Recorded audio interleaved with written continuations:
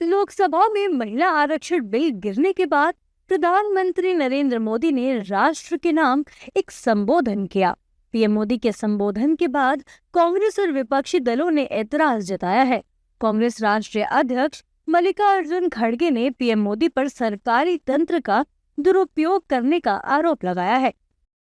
पिछले 12 सालों में दिखाने के लिए कुछ भी सार्थक न होने के कारण एक हताश और निराश प्रधानमंत्री ने राष्ट्र के नाम अपने आधिकारिक संबोधन को एक राजनीतिक भाषण में बदल दिया, जो कीचड़ उछालने और सरासर झूठ से भरा हुआ था। आदर्श आचार संहिता पहले से ही लागू है और ये बिल्कुल स्पष्ट था कि पीएम मोदी ने अपने विरोधियों पर हमला करने के लिए सरकारी तंत्र का किस तरह दुरुपयोग किया।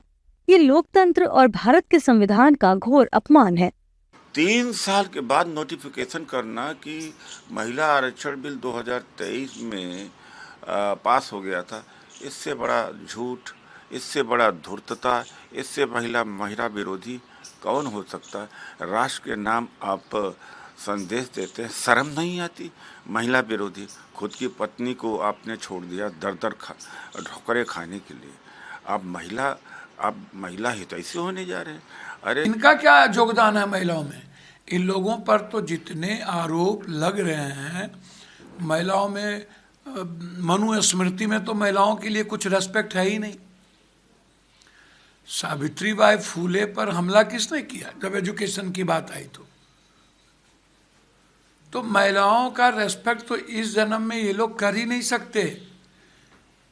26 में आपको जब हाउस चल रहा था तो फिर आपको विशेष सत्र बुलाने की जरूरत क्यों पड़ी? मैं फिर कहना चाहता हूं, कौन क्या कहता है, सबकी अपनी भाषा है और सब अपनी जगह अपने ढंग से कहते हैं। मैं तो कहता हूं और बहुत स्पष्ट रूप से कहता हूं, प्रधानमंत्री जी, आपकी पार्टी धोखा दे रही है। नाम है महिला आरक्षण का और अब आप भारत के संविधान और जो फेडरल स्ट्रक्चर है, संघीय ढांचा है, दोनों की हत्या कर रहे हैं। ये प्रयास था इस माध्यम से।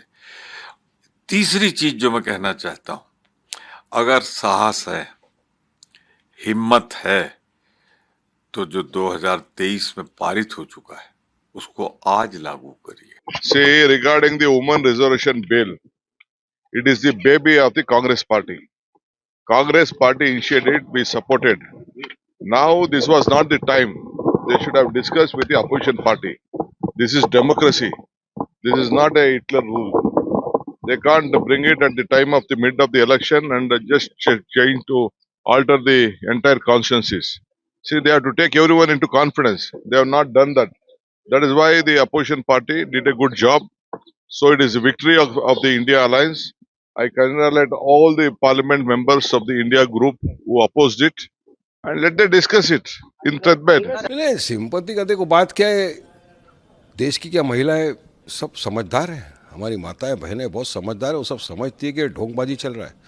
अचानक से 3 दिन का आप सदन बुलाने की अर्जेंसी में क्या जरूरत थी आपको भाई? ये आपको सिर्फ चुनावी मुद्दा बनाना है, आसाम में, उड़ीसा में, केरल में, कि देखो ये ऐसा हो गया, बाद विपक्ष को गाली बकना, वो ऐसे और अपना कॉलर ऊपर करना। अरे आपका ढोंगबाजी सब समझ में आ रहा था, आपके चेहरे से, आपकी बात से समझ में आ रहा था कि आपकी टाई फिश हो गई है, उल्टी गिनती आपकी शुरू हो चुकी। बता दें कि महिला आरक्षण बिल को लेकर देश की सियासत पूरी तरह से गर्मा चुकी है। एक तरफ बीजेपी और उसके सहयोगी दल विपक्षी पार्टियों को महिला विरोधी बता रहे हैं, तो दूसरी ओर विपक्ष भी केंद्र सरकार पर इस बिल के जरिए परिसीमन करने का आरोप लगा रहा है। ऐसे में सत्ता पक्ष और विपक्षी दलों के बीच बयानबाजी और भी तेज हो गई है। अब मत विभाजन। लोकसभा में 17 अप्रैल को महिला आरक्षण संशोधन बिल 2/3 सांसदों का समर्थन नहीं मिल पाने की वजह से पारित नहीं हो पाया,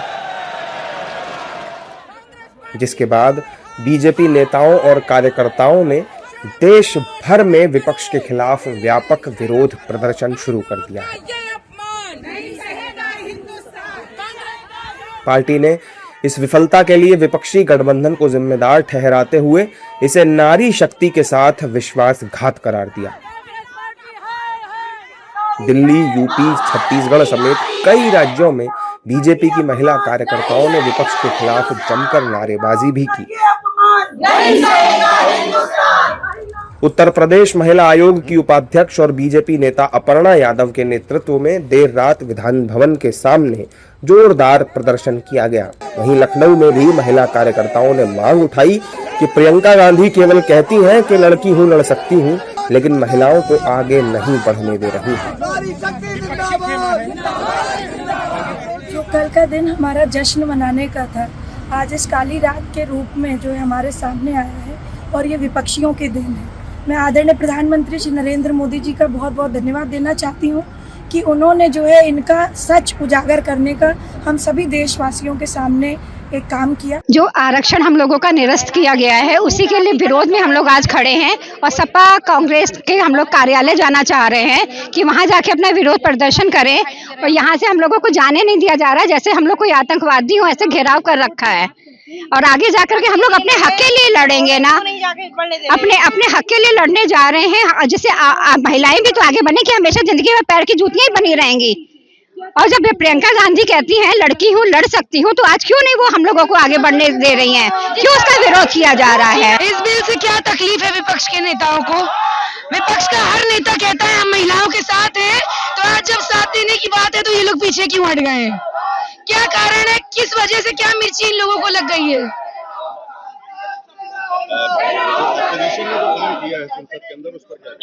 हम यही कहना चाहूंगी कि इनको क्यों तकलीफ हो रही है, क्यों ये साथ नहीं दे रहे हैं? नारी सशक्तिकरण की बात करने वाले बड़े बड़े विपक्ष के नेता आज साथ नहीं खड़े हैं। वहीं यूपी के कानपुर में भी बीजेपी की महिला नेताओं ने विपक्ष के खिलाफ जमकर नारेबाजी की और प्रदर्शन किया। इस दौरान बीजेपी महिला नेताओं ने विपक्ष को चेतावनी दी है कि 2027 और 2029 के चुनावों में विपक्षी पार्टियों को इसका खामियाजा भुगतना पड़ेगा। जिस प्रकार की भूमिका में जिन किसी भी जो पार्टियां हैं, और उन चाहे कांग्रेस हो चाहे समाजवादी पार्टी हो, इन लोगों ने जिस प्रकार से नारी शक्ति वंदन अधिनियम का विरोध करके जो देश की मातृशक्ति है उनके अधिकारों की लूट करने का काम किया है, फिर लूट करने का काम किया है, लगातार 5वीं बार लूट करने का काम किया है, तो देश की मातृशक्ति छोड़ने वाली नहीं है। अत्याचारी, दुराचारी, बेईमान लोगों ने उसको फेल कर दिया।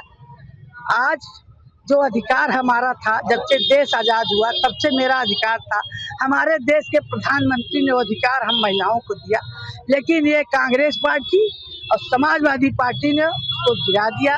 उसका पूरा देश की महिलाएं जो टीवी में देखा है, सब एक एक चौराहे पर इनका पुतला हुए उसका विरोध करेंगे।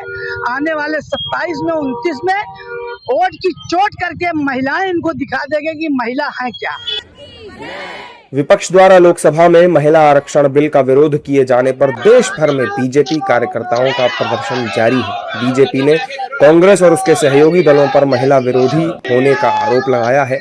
ऐसे में इस बिल के गिरने पर सियासत भी पूरी तरह गरमाई हुई है। एक तरफ 11 साल में मोदी सरकार को ये पहला बड़ा झटका लगा है, तो दूसरी तरफ विपक्ष इसे अपनी राजनीतिक जीत बता रहा है।